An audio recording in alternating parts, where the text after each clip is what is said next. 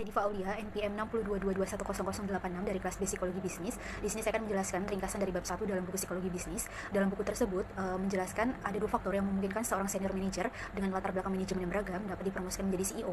Yang pertama ada kepercayaan atau trustworthiness. Yang kedua pencapaian target keuangan atau bottom line. Para stakeholder dan komisaris yang mempercayai senior manager ditambah mereka mampu membuat manajemen perusahaan yakin bahwa mereka dapat memenuhi target atau meningkatkan kinerja keuangan perusahaan atau bottom line dalam jangka waktu tertentu yang logis, maka manajemen akan percaya dengan senior manager. Faktor ini juga dipengaruhi oleh track record dan integritas dari sang senior manager.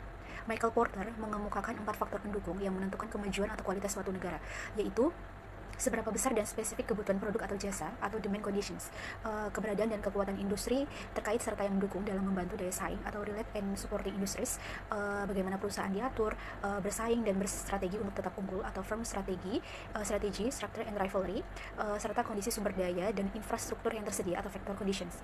Selain itu, ekonomi suatu negara juga bergantung pada kekuatan sektorial, yaitu sektor yang menghasilkan barang dan jasa yang nyata yang dijalankan oleh berbagai jenis pelaku usaha seperti pengusaha mikro, kecil dan menengah, serta koperasi dan BNP. Peran mereka baik di sektor formal maupun informal sangat penting dalam menggerakkan roda ekonomi. Selain itu, usaha tersebut tentunya ada dan dapat berjalan karena adanya eksekutor atau yang biasa disebut dengan CEO. Dalam menjalankan sebuah usaha atau organisasi, tentunya seorang CEO harus memiliki beberapa kompetensi seperti harus mengetahui tujuan atau goals, arah dan kondisi perusahaan termasuk visi misi dan strategi perusahaan. Lalu mengetahui kualitas dan kuantitas sumber daya seperti SDM, material, keuangan, metode, manajemen tools, mesin operasi, budaya perusahaan dan sebagainya. Mengetahui kondisi dan kemampuan diri sendiri seperti kelemahan dan kelebihan, serta seorang CEO harus mampu mengkoordinir timnya dengan baik. Berdasarkan hal tersebut, jika proses kaderisasi dilakukan secara adil dan berdasarkan sistem merit, hal ini memberikan peluang besar bagi senior manager untuk dipindahkan atau ditempatkan di berbagai fungsi manajemen yang berbeda sesuai dengan kebutuhan perusahaan. Hal ini memungkinkan mereka memperoleh lebih banyak pengalaman dan pengetahuan serta dapat meningkatkan keterampilan mereka. Setelah itu, pemilik perusahaan dapat memberikan kesempatan kepada senior manager di bidang HR untuk menduduki posisi CEO.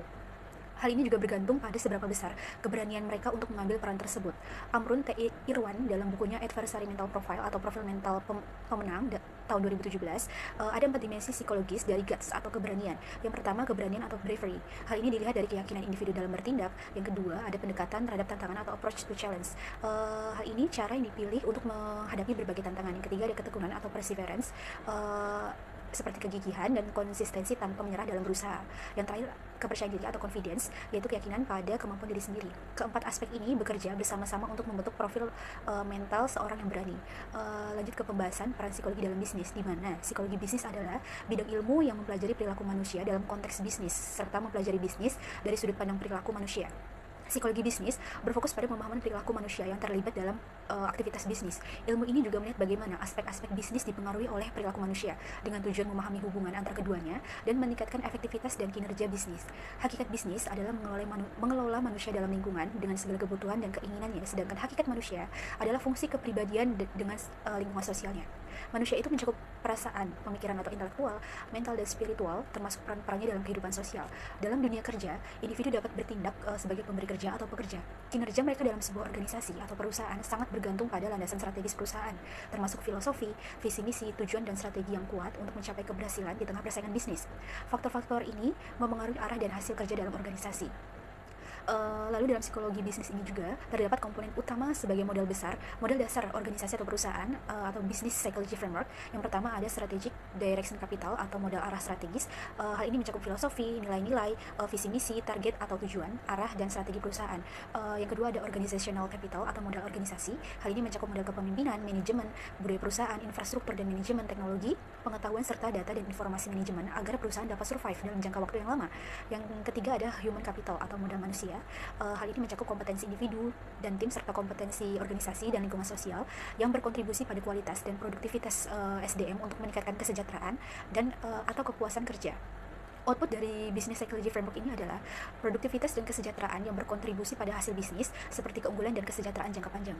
Kekuatan eksternal dan proses timbal balik juga penting untuk memperbarui nilai-nilai, visi, tujuan, dan strategi, serta melakukan revitalisasi modal usaha dan kompetensi secara berkelanjutan. Psikologi bisnis ini tentunya tidak lahir begitu saja.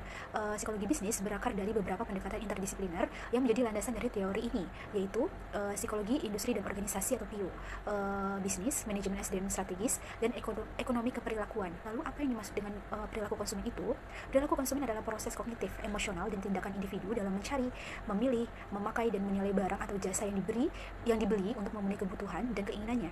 Faktor yang mempengaruhi keputusan pembelian barang atau jasa yaitu ada harga, kegunaan, kualitas, nilai barang saat ini dan masa depan, serta pengaruh sosial. Dalam psikologi, faktor-faktor yang mempengaruhi termasuk motivasi atau dorongan, persepsi, sikap, penilaian positif atau negatif, serta integrasi. Integrasi ini kombinasi dari berbagai faktor.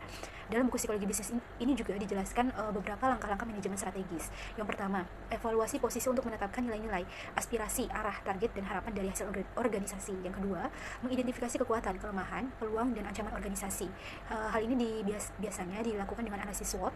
Yang ketiga adalah menyusun strategi untuk mencapai tujuan organisasi. Yang keempat, menerapkan strategi. Dan yang terakhir, mengevaluasi strategi.